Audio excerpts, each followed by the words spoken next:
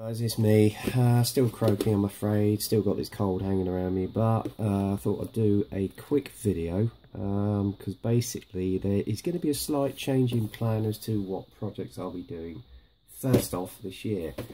As you all know, I said I was going to start on the Fury Sherman once my two current projects, that's the Tiger and the S90, are completed, which hopefully won't be before too long. I was going to do a further update on the builds today, but unfortunately I found I'd run out of Dunkelgelb for the Tiger and the olive green for the AS90 because I was going to do some touch-up work. So those two are stalled at the moment until I get my paints in, possibly latter part of next week. I've been weighing up what I really want to do. I don't want to get into another armour build straight away, so I fancy doing something completely different. And unbeknownst to anybody else, I am a bit of a Star Wars fan, so there's a clue. However, I thought I'd also do this video because unbeknownst to anybody else, over the last few months I've been building up a collection of Bandai Star Wars kits. So I'm quickly going to run through what I've got in that stash at present and what my next project's going to be. So that's sort of going to lead up to what it is. So there you go. Anyway, first off, the first one I ever got in was obviously one that I saw Leela Holt of ISM review, well, do an inbox review on a figure of Darth Vader he did a few years ago. What was it? No, sorry, I'm getting confused here. What am I saying, a few years ago? Sorry, Lee, I'm having a moment, mate. It's typical of me. I always get me facts wrong. It was last year. When he did an inbox review of it, and I've also got one myself. I've had a look at the kit myself, and I have to say it's not bad. It is a little bit toy-like on the joints, so in order to rectify that, I'm going to take Mike Cohen's advice and possibly use a bit of putty just to make it look more like the figure near the film. And it's going to be certainly interesting to do all the tonal variations in his tunic, and obviously with his armour and his helmet, etc. So I want to make it look more like the character in the film. The pose I'm going to do is going to be stayed, possibly this pose as you can see here, which I think was taken from the Empire Strikes Back when he reveals that he's Luke's father. So I will possibly do that because that's quite a striking pose. And as I say, the scale of this is in 1/12. He really, to me, is the ultimate baddie. And obviously with James Earl Jones's voice, and obviously, as we know, the guy used to do the Green Cross Code adverts. What's his name? I've forgotten his name. Anybody can just mention it in their comments. It was quite a combination and made the character what it is today, so there you go. Next one up, obviously because I didn't want him to be on his own, was this one, the original Stormtrooper. Now I know Jürgen at JD Hobbies has basically completed his build on this kit, and I will be watching the final reveal of his video after I finish doing this video. Again, it builds up into a lovely little kit. Accuracy is not bad, as you can see from the side illustration on the box here, so it's quite lifelike, and I might hold him in that pose actually, so that's a good pose. So yeah, I'm looking forward to building that one. And obviously because I saw the most recent film, I've also managed to get hold of, and this was a recent release, Bandai's First Order Stormtrooper as well, so I'm going to have that beside it as well. As you can see, it's slightly modified. Again, lovely level of detail on the kit, as you can see by the side of the box here. And there's the number of poses you can do it in. And there you go. And yeah, again, I'm looking forward to building this figure as well. So that's that. And then obviously I've got the most recognisable figure from the Star Wars trilogy. That is, of course, Boba Fett. I've also got Slave 1, which you can see in the background, with my brother at the moment. He's going to pass that on to me. And I'll be looking forward to building that alongside Boba Fett. In fact, I think the character's coming back in a sort of a spin-off movie I think they're doing, is possibly being released this year.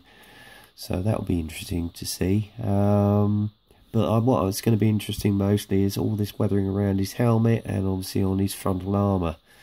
So yes, and there I should probably do him in that pose actually. So there you go. Oh, sorry, the ting. I've just had a little bit of a message from my brother. But I'll get back to that in a minute. So if it went blew your mind, sorry about that. The next one I got in, which actually was my third acquisition, was the most recognisable fighter from the Royal Forces. It, in fact, is the original X-Wing Starfighter. Again, the detail on this looks superb. It's in 1/72, and I know the guy at Rebels at Cloud9 just recently finished a build on the current version from the current movie. Did look superb, bud, and I have to say congratulations on that build. Looks as though you had a whale of a time on it, and I might possibly get that one as well. But what's going to be interesting is doing all this weathering. This one is going to look extremely beaten up, as is the case here, and obviously because this is depicting Luke Skywalker's one. So yeah, I'm looking forward to that one. And obviously you couldn't have one without the other. Having seen Phil Flory's review and build on it, I had to get the Y-Wing as well. The only thing that he mentions that might be a bit tricky is these engine pylons here. But other than that, apparently it actually looks as though it's going to be a superb build. I might possibly do this one later this year. I'll see how things go.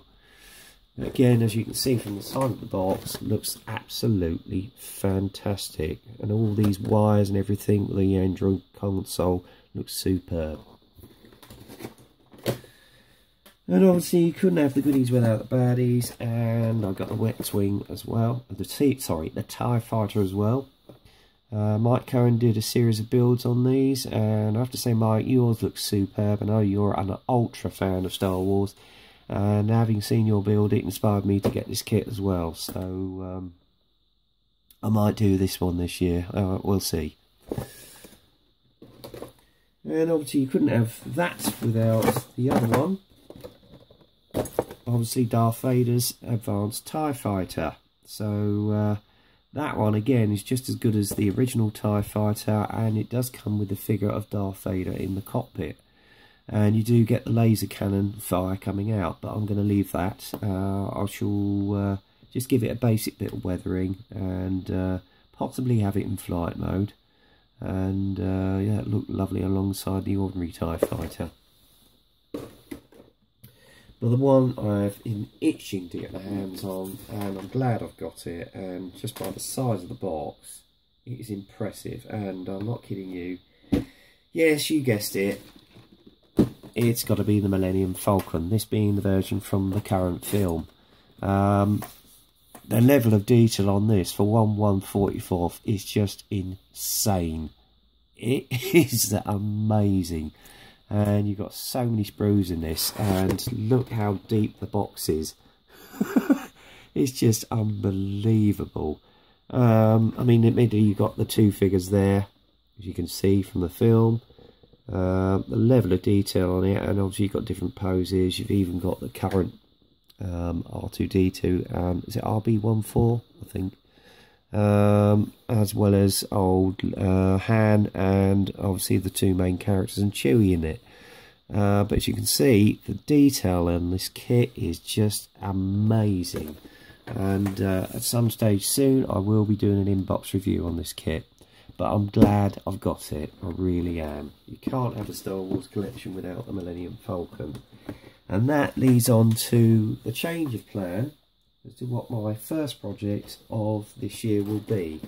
As I said, I was going to go on to the Sherman, but I thought, no, I want to break from armour for a bit. And it's always good to have a bit of a change and be outside your comfort zone. And to be honest with you, I want a simple build. From what everybody's told me, this is the one to go for.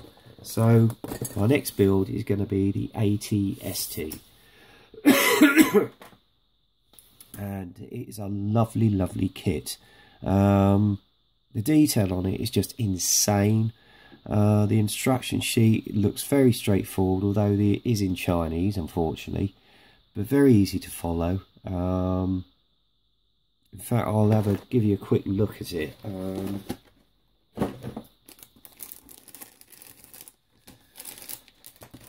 The instruction sheet, as you can see here, you've got a photo of the actual assembled kit, and then obviously you've got the scenes from the Return of the Jedi, which you can see under there. Again, you've got a sprue map of all the very separate parts, as you can see there, and you've got a little base for it to go on. I, however, might do a little vignette for it. Again, the instruction sheet is quite straightforward. I'm going to skip through this because obviously I don't know the ins and outs of this kit. But as you can see, it's very, very straightforward on how to assemble everything and what stage you're getting to at the top of the page here. Okay, and even the assembly of the legs is just so straightforward. Apparently everything just falls together. It is that well engineered. And again, it shows you the process you should get to up here, and how the legs are all assembled, etc. And then adding the legs to the bottom part of the actual cockpit, as it were, or the main body. And then the final assembly, as you can see here. And then obviously this shows you how the kit should build up into once it's assembled and painted. Okay, so that's that. As I say, the level of detail on this, guys, is just absolutely insane. I mean, look at that for sprues. I mean, these are the feet. You've got all the cables, etc. And you can manipulate how you want them posed. It really is amazing. You've got all the wires going up, so that'll make a nice bit of weathering there. You can just go home on this, you really could. And even on the interior of the actual cockpit itself, all the side panels and the actual interior is just, don't get it into shot. Hang on, I'm trying to get it to focus. Come on, focus, that's it. I mean, look at the panels on the sidewalls there. It's insane. And then obviously you've got all the pipe work here, etc. And even on the cockpit panel, can't get it to focus. Just get the cockpit panel to focus. Come on. It's just amazing. It really is. So there's certainly a lot of work on the painting side of it. It is absolutely fantastic. And really, when I was looking at the sprue just this afternoon, that's really what swayed it for me. And I thought, no, I really want to have a go at something different. So this is going to be my first Star Wars build. And even on the back wall panels, if I can get this damn thing to focus. Sorry about this, guys. Look at that, absolutely fantastic. The only thing that's a disappointment on this, if I can point it out, I think it's on the last row. Where am I wrong? No, must be. Oh yeah. Only thing that's a bit of a disappointment is the figure. Yeah, looking a bit wooden that, but by the time you actually get them in the cockpit and it's closed in, you're not really going to notice it that much.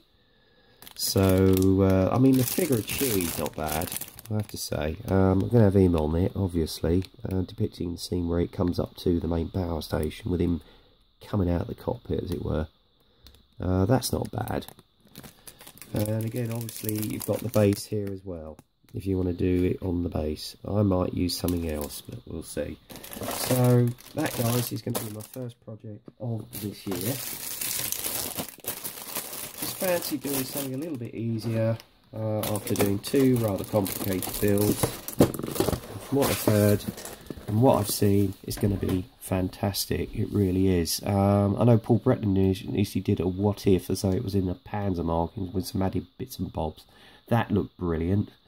And Lenny Brennard of RTB Models did a similar version, I think, with a modern camo from some of the modern German tanks, and it did look impressive, Lenny, so well done, bud.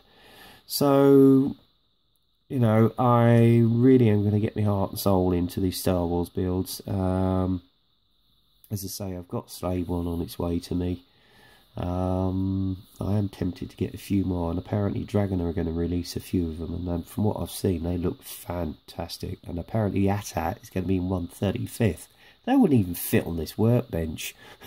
That's insane, but there you go. Anyway, that's the end of this video and this announcement. So I'm sorry if anybody was looking forward to the Sherman build after the next one. That will be done after this one. I just wanted a nice easy build, and then that would lead me into that one. So until the next time, get kit crazy, happy modelling, and hopefully I'll have my normal voice back. I'll speak to you soon. Take care.